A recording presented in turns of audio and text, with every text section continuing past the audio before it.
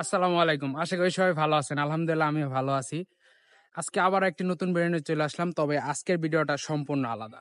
কারণ হচ্ছে আমি এর আগে এরকম কোনো টাইপ ভিডিও এখনো আপনাদের মাঝে দেইনি। হ্যাঁ, আজকের ভিডিও হচ্ছে যেহেতু সামনে কুরবানির ঈদ, তাহলে যদি একটা গরুর খামারে নাই যাই তাহলে তো আর হয় না।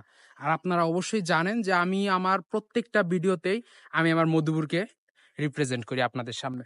তাই আমি আমার মধুপুরে খুঁজে খুঁজে একটি খামার বের করছি। আমাদের উত্তর টাঙ্গাইলের মধুপুরেই একটি বড় এবং খুবই সুন্দর একটি গরুর খামার রয়েছে, যেখানে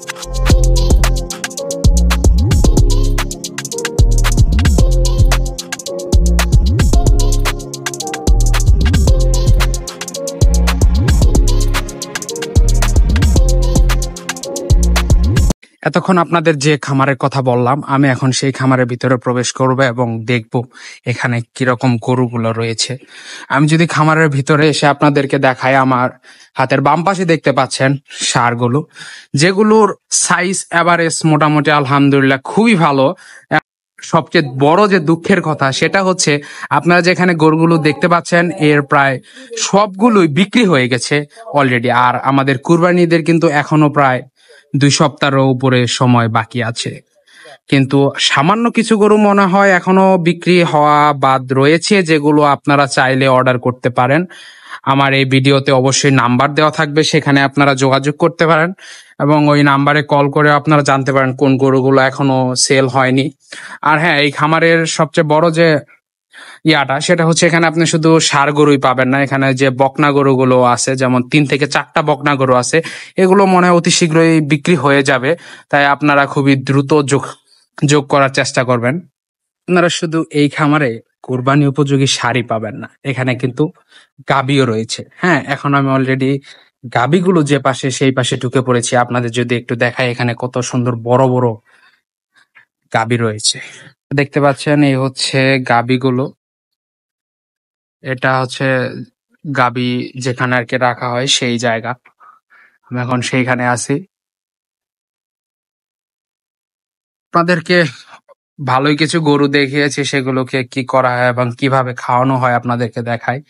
এখানে দেখতে পাচ্ছেন খড় এবং ঘাস মিক্স করা আছে, এই যে মেশিন এখানে কাটা হয়। আর এই যে বাছুর গুলো কত সুন্দর। আর এটা হচ্ছে ষাঁড়ের আউটলেট, যেখানে আর কি ষাঁড় গরু রাখা। দেখেন আমি আসার সাথে সাথে ফুসফুস শুরু করে দিছে ওরা।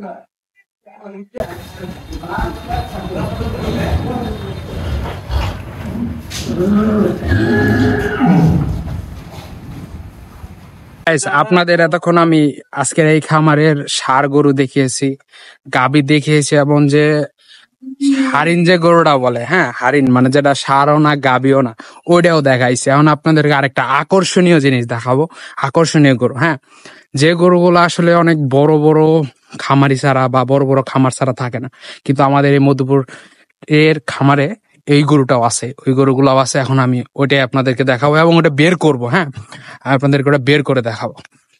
এটা হচ্ছে আরেকটা জায়গা যেখানে আরো কিছু ষাঁড় গরু রাখা হয়েছে এই খামারের। এবং এখানে রয়েছে সেই যে গরুগুলোর কথা আপনাদেরকে বলছিলাম, বলদ গরু। হ্যাঁ, ওই দেখতে পাচ্ছেন সাদা, ওই হচ্ছে 2টা বলদ। এখন ওইখান থেকে একটা গরু বের করবে এবং আপনাদেরকে দেখাবো। ঠিক আছে, বের করার পরেই আপনাদেরকে দেখাই। এতক্ষণ আপনাদেরকে যে বলদগুলোর কথা বললাম এবং আমি দূর থেকে আপনাদেরকে দেখিয়েছি, এই হচ্ছে সেই বলদ গরু যেগুলো রয়েছে এই ফার্মে।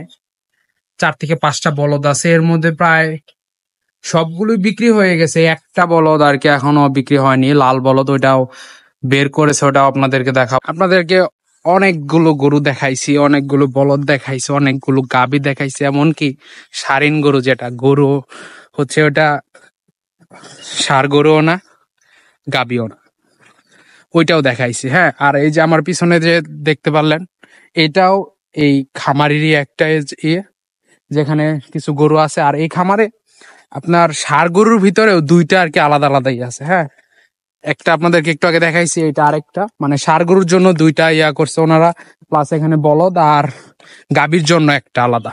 হ্যাঁ, এখানে আপনারা ভালো মানের গরু পাবেন আমি যেটুকু দেখতে পারছি, এবং ওনারা দেশীয় খাবার এবং প্রাকৃতিক ভাবে গরুগুলোকে মোটা তাজা করে। হ্যাঁ, ওনারা কোনো রকমের ভিটামিন বা কোনো রকমের ভ্যাকসিন এগুলো ইউজ করে না আমি যেটুকু জানি।